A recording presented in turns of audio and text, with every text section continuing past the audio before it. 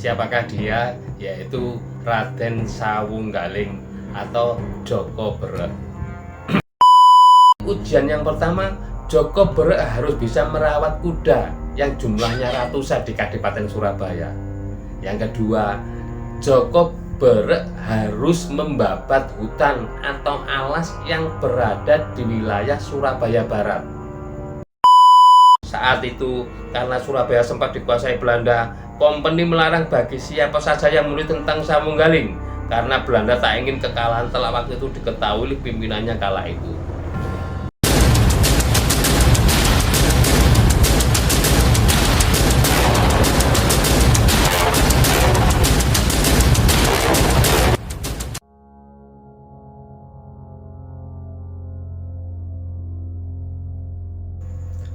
Assalamualaikum warahmatullahi wabarakatuh. Salam sehat, salam seger waras, salam otak waras, salam menolak lupa. Jumpa kembali dengan saya, channel Tukang Ojek Online.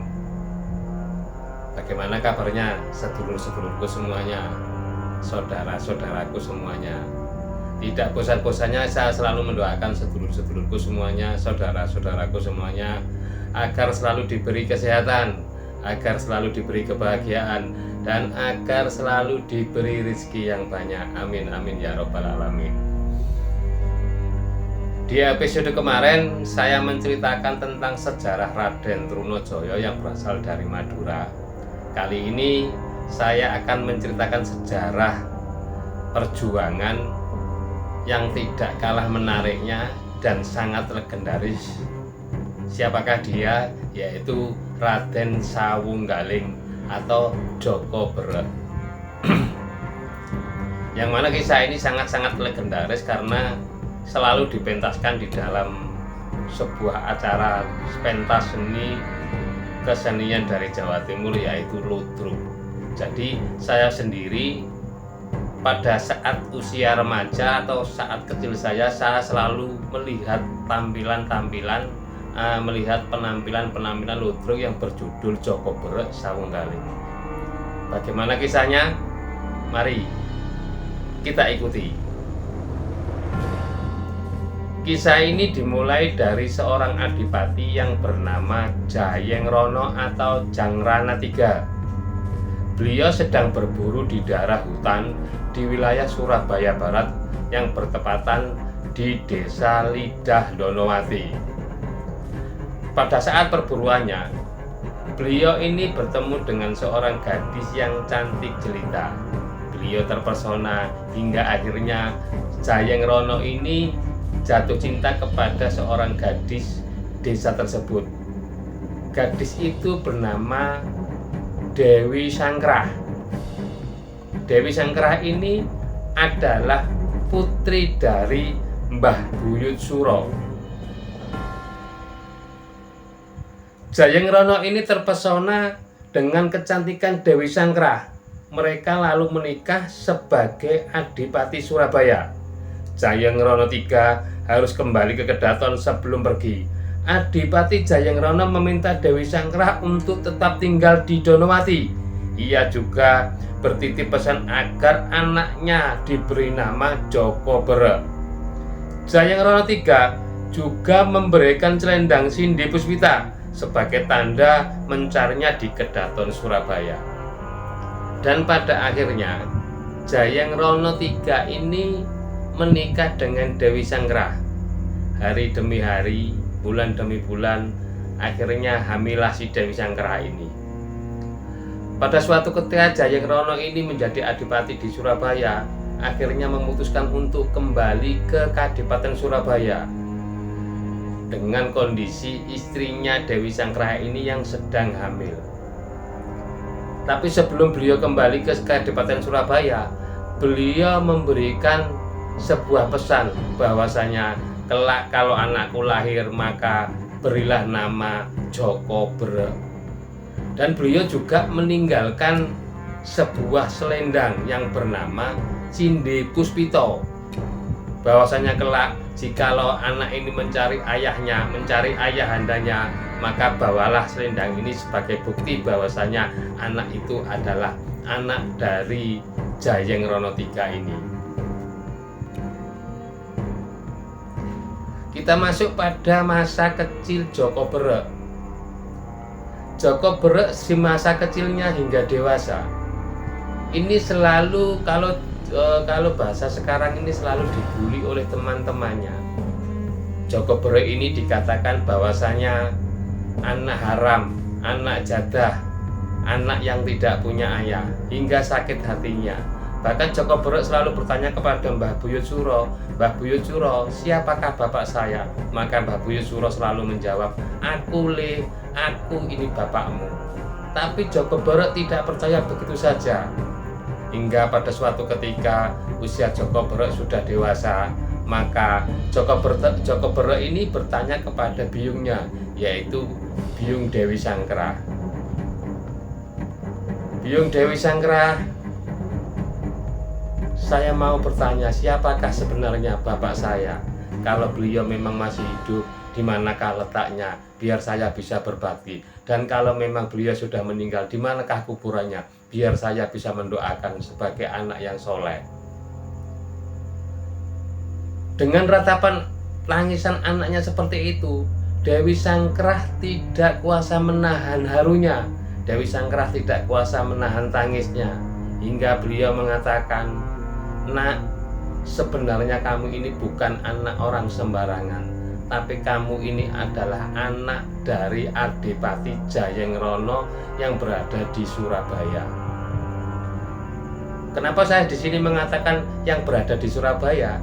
Karena semasa saya di tahun-tahun 80-an, tahun 80-an, tahun 84, ini orang daerah Lidah, daerah Lakar Santri, daerah Lontar, daerah Sambikerep dan sekitarnya yang masih masuk wilayah Lakar Santri, ini selalu mengatakan bahwasanya kota itu adalah Surabaya, ini adalah kota. Jadi orang-orang tua dulu kalau di sini ngomong, "Man, mau kemana?" Mereka selalu bilang, "Aku ape nek kutha Surabaya, saya mau ke kota Surabaya." Nah, padahal di wilayah Kelurahan Lakar Santri dan sekitarnya ini juga masuk wilayah Surabaya, tapi selalu menyebutkan bahwasanya Surabaya adalah kotanya. Hingga akhirnya Joko Berek pun berangkat ke Kadipaten Surabaya. Joko Berek dengan membawa selendang Cindi Puspito yang diberi oleh ibunya tadi. Joko Berek juga membawa seekor ayam yang bernama Bagong. Sampailah Joko Berek ini di depan pintu Kadipaten Surabaya.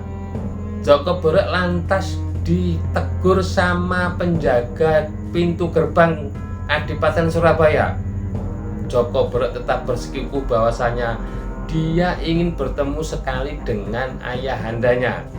Beliau ingin bertemu dengan Adipati Jayeng Rono. Si penjaga ini tetap berkukuh bahwasanya Joko Berek tidak boleh masuk karena berbeda kalangan dan berbeda golongan. Karena keraton hanya tempatnya orang-orang yang berdarah biru atau orang-orang yang diundang untuk ke keraton. Hingga akhirnya terjadilah selisih paham antara Joko Berek dengan pengawal ini. Joko Berek berkelahi karena Joko Berek ini sudah dibekali oleh ilmu kanuragan, ilmu silat oleh Mbah Buyut Suro kakeknya. Maka dengan gampanglah Joko Berek ini mengalahkan penjaga-penjaga pintu gerbang Kadipaten Surabaya ini. Hingga akhirnya muncullah dua orang pemuda tampan dari dalam kedaton Kadipaten Surabaya. Dua orang ini, yang satu bernama Sawung Rono, yang satu bernama Sawung Sari. Sawung Rono dan Sawung Sari ini bertanya kepada penjaga, "Ada apa penjaga, hingga kamu berkelahi dengan seorang pemuda?" Sang penjaga menjawab bahwasanya pemuda ini nekat untuk bertemu dengan sang adipati, dan penjaga pun melarangnya untuk masuk ke dalam kadipaten. Hingga akhirnya Sawung Rono dan Sawung Sari ini bertanya sendiri kepada Joko Berek, apa maksud dan tujuannya datang ke Kadipaten Surabaya? Joko Berek juga menjawab dengan tegas bahwasanya saya ingin bertemu dengan Adipati Jayengrono. Sawungsari dan Sawungrono marah melihat kenekatan daripada Joko Berek ini. Ada keperluan apa engkau datang ke Kadipaten Surabaya ingin menemui Adipati Jayengrono? Saya ingin bertemu dengan ayahku. Saya ingin bertemu dengan ayahku, yaitu Adipati Jayengrono. Tersentaklah Sawungrono dan Sawungsari ini. Di saat itu Sawungrono dan Sawungsari ini melihat bahwasanya Joko Berek membawa sebuah ayam yang bernama Bagong tadi. Akhirnya Sawungrono dan Sawungsari ini bertanya kepada Joko Berek, apakah itu ayam aduan? Kalau memang iya, ayo diadu dengan ayamku. Kalau memang ayammu bisa menang dengan ayamku, maka akan aku pertemukan engkau dengan ayahandaku. Setelah itu Sawungrono dan Sawungsari mengambil ayamnya, dan Joko Berek juga mengambil ayamnya. Terjadilah pertarungan antara ayam Sawungrono Sawungsari dengan ayam Joko Berek yang bernama Bagong ini. Tak lama kemudian ayam Sawungrono dan Sawungsari ini kalah. Tapi Sawungrono dan Sawungsari ini tetap ngeyel dan dia tidak mau membawa Joko Berek ke hadapan ayahandanya. Akhirnya Sawungrono berkata kepada Joko Berek, ayam kita sudah kalah, ayamku kalah, maka sekarang kita yang akan beradu, kita yang akan berkelahi menentukan siapa pemenangnya. Jikalau kamu menang, maka akan kuantarkan engkau kepada ayahku. Terjadilah pertarungan antara Joko Berek dan Sawungrono dan Sawungsari. Joko Berek ini dikeroyok oleh dua orang, tapi tidak keteter atau tidak kalah sedikit pun dengan oleh Sawungrono dan Sawungsari. Karena Joko Berek ini walaupun seorang anak kampung, seorang pemuda kampung yang berasal dari kampung, kan Joko Berek ini sudah diberi ilmu kanuragan berupa silat, berupa ilmu kebatinan dan lain sebagainya, hingga akhirnya Sawungrono dan Sawungsari ini keteter.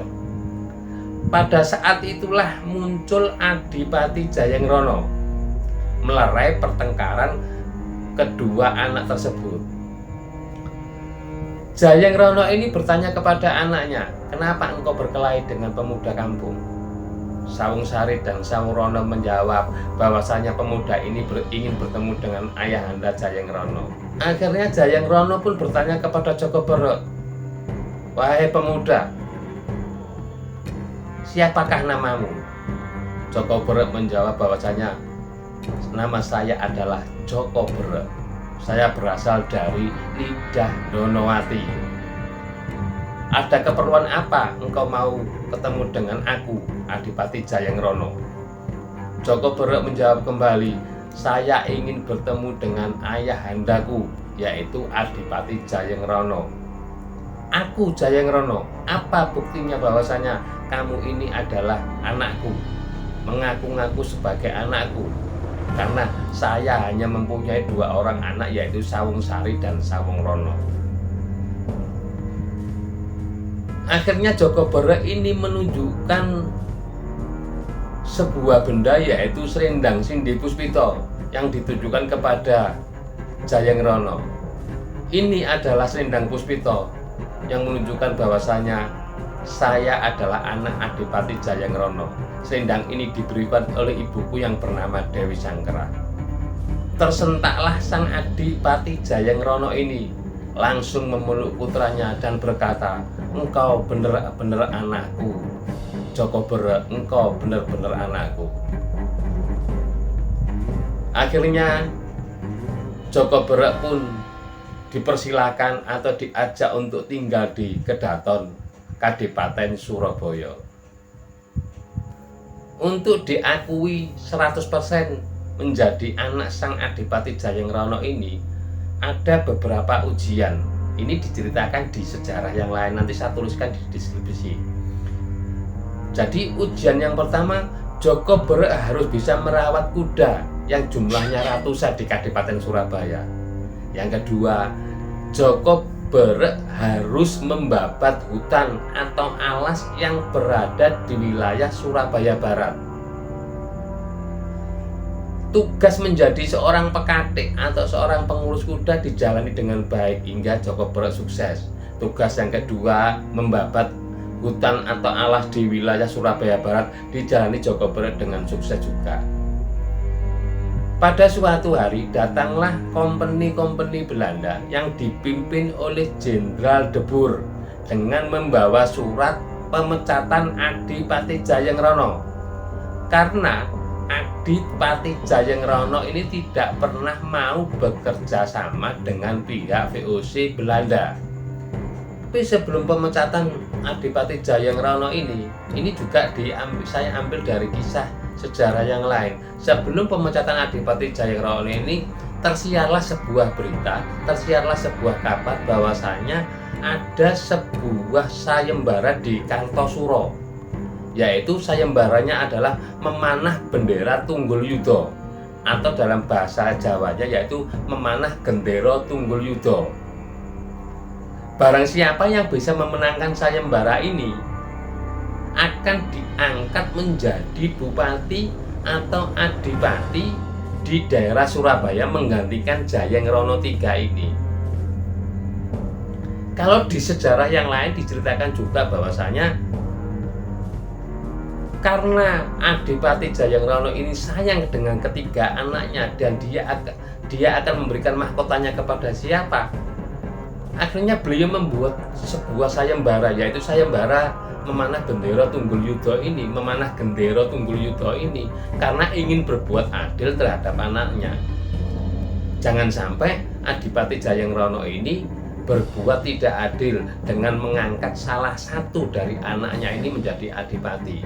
Sebenarnya dalam hati Jayengrono ini ingin mengangkat Joko Berek menjadi adipati di Surabaya. Tapi karena beliau tidak mau dikatakan ayah yang tidak adil, maka beliau ini membuat sebuah sayembara tadi. Ini di sebuah cerita yang lain yang saya cuplik juga.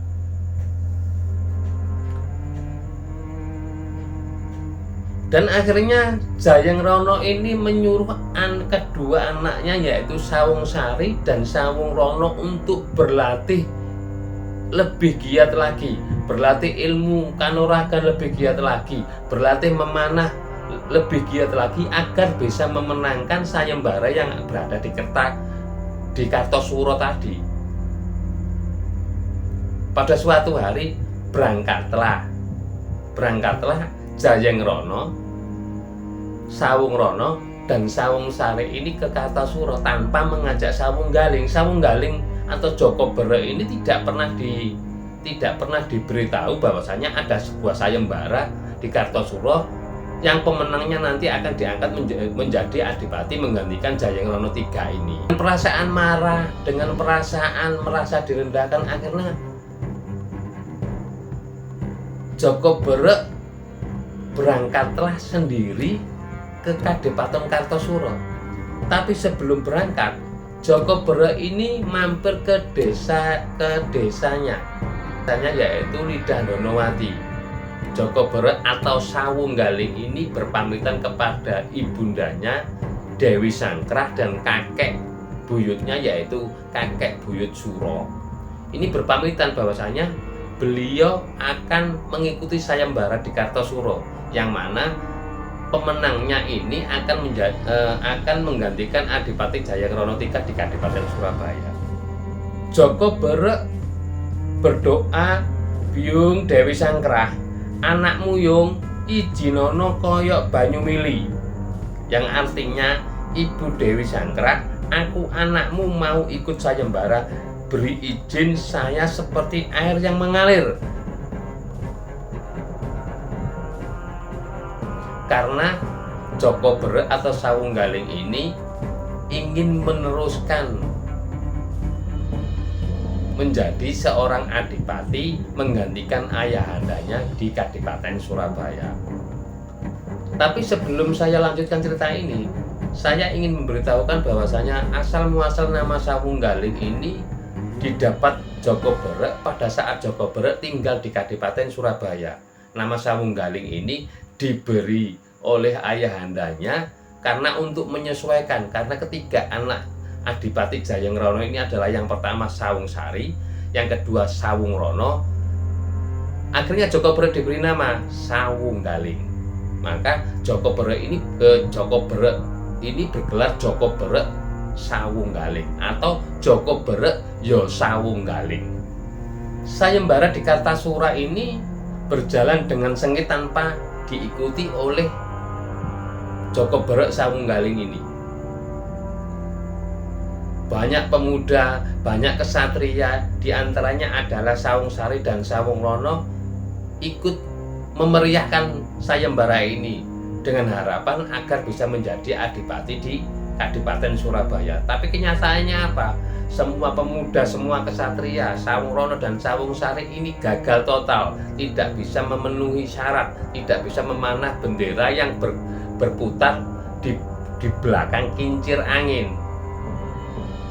Jadi lombanya memanah bendera Tunggul Yudo ini adalah memanah sebuah bendera yang bendera itu berada di kincir angin yang berputar. Dan akhirnya panitia sayembara yang bernama Sosro Adiningrat ini mengambil inisiatif baru, membuka pendaftaran baru. Hingga pada akhirnya daftarlah Joko Berek Sawunggaling ini ikut mengikuti sayembara lomba memanah bendera Tunggul Yudo. Dalam satu kali panas saja, Joko Berek sudah berhasil memenangkan perlombaan ini. Hingga akhirnya Joko Berek ditasbihkan menjadi adipati di Kadipaten Surabaya. Dari kemenangan Joko Berek hingga menjadi adipati ini membuat iri saudaranya yang bernama Sawungsari dan Sawungrono ini. Iri dengki kepada Joko Berek. Kenapa Joko Berek, seorang yang anak dari kamu, bisa menjadi adipati dan bisa memenangkan lomba? Akhirnya memakai tipu daya dengan bekerja sama dengan Belanda dan lain sebagainya. Dengan memakai tipu daya ingin membunuh Joko Berek Sawunggaling ini. Tibalah di sebuah pesta penobatan Adipati Joko Berek Sawunggaling ini menggantikan ayahnya Jayengrono III. Di sini kan pasti ada selalu jamuan pesta, ada jamuan makanan, ada pesta pora yang dilakukan pada saat itu. Sawungrono ini menaruh racun di minuman yang diberikan kepada Joko Berek. Tapi perlu diketahui bahwasanya tingkah pola Sawungrono dan Sawungsari ini sudah diketahui oleh paman dari Joko Berek, yaitu Cakraningrat. Beruntunglah aksi tersebut diketahui oleh paman ipar Sawunggaling, yaitu Adipati Cakraningrat dari Madura, suami bibi dari Sawunggaling. Ketika minuman yang ada racunnya itu disodorkan ke Sawunggaling, Adipati Cakraningrat ini berpura-pura menabrak Sawungrono yang mengakibatkan terjatuhnya gelas berisi minuman yang telah diberi racun. Dengan nada licik, Sawungrono menghasut Joko Berek. Sawungrono menyebut apa yang dilakukan Adipati Cakraningrat telah menghina Joko Berek dengan menjatuhkan minuman tersebut. Yang namanya kelicikan itu pasti akan terbongkar juga, pasti akan diketahui juga. Dan kelicikan ini, kelicikan Sawungrono dan Sawungsari, diketahui oleh Adipati Cakraningrat dari Madura, yang mana Adipati Cakraningrat ini adalah paman ipar dari Sawunggaling. Berpura-puralah Cakraningrat ini menabrak Sawungrono ketika Sawungrono mau menyuguhkan minuman kepada Sawunggaling Joko Berek ini. Tumpahlah minuman itu. Dan akhirnya Sawungrono tidak tinggal diam. Sawungrono menghasut Joko Berek dan Sawunggaling bahwasanya tindakan Cakraningrat itu sangat-sangat tidak sopan, sangat-sangat menghina Joko Berek sebagai seorang adipati di kota besar di wilayah Surabaya. Hingga akhirnya Joko Berek ini langsung menggelandang langsung mengajak Cakraningrat untuk keluar kadipaten dengan maksud hati ingin bertarung dengan Cakraningrat. Kenapa kok Cakraningrat itu sangat tidak sopan dengan Joko Bero ini?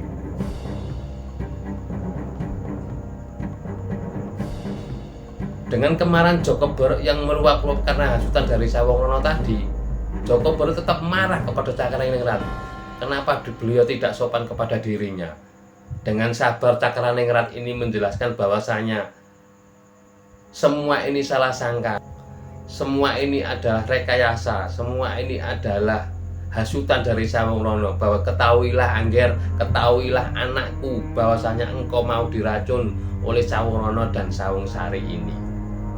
Hingga akhirnya Joko Bero meminta maaf. Joko Bero ini tahu bahwasanya pamannya ini benar. Hingga akhirnya Joko Bero ini meminta maaf kepada Cakraningrat. Dari kejadian itu akhirnya Joko Bero ini marah, benci kepada Sawangrono, Sawungsari beserta kompeni Belanda. Dan dari kejadian itu pula lah Joko Bero akhirnya memutuskan untuk memusuhi Belanda dan menentang perbuatan Belanda dan tidak mau bekerja sama dengan Belanda. Hingga akhirnya terjadilah sebuah pertempuran yang mana pada saat itu Belanda mengirimkan pasukan yang berjumlah 5.000 pasukan Belanda yang dari Eropa dibantu dengan pasukan Belanda pribumi atau yang disebut dengan Londo Blangkonan yang dipimpin oleh Jenderal De Boer. Di sebuah saksi atau cerita sejarah yang lain bahwasanya Joko Bero ini mampu membunuh dan menghancur atau meluluh lantakkan setelah beberapa kali mengalami peperangan dengan pihak kompeni Belanda atau VOC Hindia Belanda.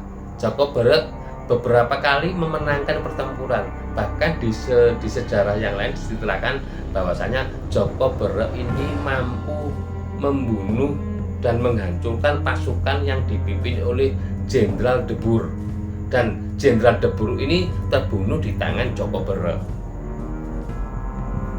Hingga akhirnya kompeni mengirimkan 5.000 pasukan yang terdiri dari prajurit Eropa dan pribumi. Di Batavia akhirnya marah sekali karena apa? Di daerah Surabaya terjadi pemberontakan, terjadi perlawanan yang dipimpin oleh Sawunggaling Joko Bero ini. Hingga akhirnya Batavia ini mengirimkan 5.000 pasukan, yaitu pasukan tentara yang berasal dari Eropa, yang kedua sebagian kecil tentara yang berasal dari pribumi, yaitu Londo Blangkonan ini. Yang disebut Londo Blangkonan yaitu tentara Belanda yang berasal dari pribumi. 5.000 pasukan yang tadi ini melakukan serangan dari darat dan laut. Tapi sementara itu Sawunggaling atau Joko Bero ini berusaha menyatukan kekuatan gerbang Kertasusila, Gresik, Bangkalan, Mojokerto, Surabaya, Sidoarjo, dan Lamongan. Hingga akhirnya terjadilah pertempuran dahsyat tidak terelakkan di daerah Lamongan. Pasukan Sawunggaling atau pasukan yang dipimpin oleh Joko Bero Sawunggaling ini mampu memukul mundur kompeni Belanda di Lamongan. Saat itu kompeni Belanda memang terbiasa dengan perang darat dan laut, tapi pihak dari pasukan pribumi yang dipimpin oleh Joko Bero Sawunggaling ini selalu menggunakan taktik perang gerilya hingga berkali-kali meraih kemenangan karena melakukan perang gerilya. Jadi pasukan Belanda tidak sanggup untuk menandingi perang gerilya yang dilakukan oleh Joko Bero Sawunggaling beserta pasukannya beserta kroni-kroninya tadi. Atas kekalahan tersebut, Kapiten Peter Spilman marah. Peter langsung memimpin peperangan dengan menggunakan 3 kapal perang untuk menggempur Surabaya dari arah laut. Ia memerintahkan pasukan untuk meratakan Surabaya tanpa ada tawanan perang. Saat itu, karena Surabaya sempat dikuasai Belanda, Kompeni melarang bagi siapa saja yang menulis tentang Sawunggaling, karena Belanda tak ingin kekalahan telah waktu itu diketahui oleh pimpinannya kala itu. Salah satu pimpinan pasukan VOC Belanda yang bernama Peter Spelman ini marah besar. Hingga pada suatu ketika Peter Spelman ini memimpin sendiri pasukannya melalui laut. Tujuannya ingin meluluh lantakan, ingin meratakan Surabaya dengan tanah. Dan Peter Spelman ini ternyata berhasil meratakan Surabaya dengan tanah, meraih kemenangan. Dan Peter Spelman ini melarang bagi siapa saja warga Surabaya untuk tidak menceritakan kisah Joko Berek Sawunggaling ini. Karena apa? Karena pihak VOC Belanda ini sangat malu dengan kekalahan-kekalahan yang pernah terjadi waktu itu. Hingga akhirnya ya itu tadi membuat sebuah pengumuman jangan sampai warga-warga Surabaya ini membuat menceritakan atau omong-omong atau ngomong-ngomong atau omong-omong tentang Sawunggaling Joko Berek ini. Barang siapa yang melakukan itu pasti akan dihukum mati oleh pihak Belanda. Uniknya perang ini pihak Hindia Belanda, pihak VOC, pihak penjajah ini walaupun kondisi keadaan pasukan Joko Berek kalah perang, tapi pihak Belanda tidak pernah menangkap Joko Berek Sawunggaling ini. Hingga pada akhirnya terdengar sebuah kabar bahwasanya beliau Joko Berek Sawunggaling ini meninggal di daerah Kupang. Hingga akhirnya warga-warga desa Lidah Ndonowati atau Lidah Wetan atau Lidah Kulon ini mengambil jasad dari Joko Berek Sawunggaling dan dimakamkan di daerah Lidah Ndonowati yang saat ini terkenal dengan Lidah Wetan, Kecamatan Lakar Santri. Dan perlu diketahui juga bahwasanya makam Ibunda Dewi Sangkra ini menurut cerita yang saya dengar masih berada di daerah Kelurahan Lakar Santri. Dan Joko Berek Sawunggaling sampai dengan saat ini makamnya selalu ramai dikunjungi oleh para peziarah di daerah Lidah Wetan, Gang 3. Baiklah saudara-saudaraku, itulah sekelumit kisah dari kepahlawanan atau kisah legenda rakyat atau kisah nyata dari Joko Berek Sawunggaling yang mana pemuda kampung hingga akhirnya bisa menjadi seorang adipati atau tumenggung di Kadipaten Surabaya. Semoga cerita ini bisa menginspirasi kita semua bahwasanya orang dari desa pun bisa menjadi seorang pemimpin karena keteguhan hatinya, karena kegigihan hatinya, karena semangatnya dengan perlombaan itu hingga akhirnya Joko Berek Sawunggaling bisa menjadi seorang adipati di Surabaya. Dan semoga cerita ini bisa bermanfaat bagi sedulurku semuanya, bagi saudaraku semuanya, dan bisa diceritakan kepada anak cucunya. Cerita-cerita Joko Berek dan Sawunggaling ini banyak kita temui dan banyak kita jumpai, terutama di pentas-pentas ludruk yang ada di wilayah Jawa Timur, khususnya di daerah Surabaya. Akhirul kalam, wabillahi taufik walhidayah. Assalamualaikum warahmatullahi wabarakatuh. Salam sehat, salam seger waras, salam otak waras, salam menolak lupa.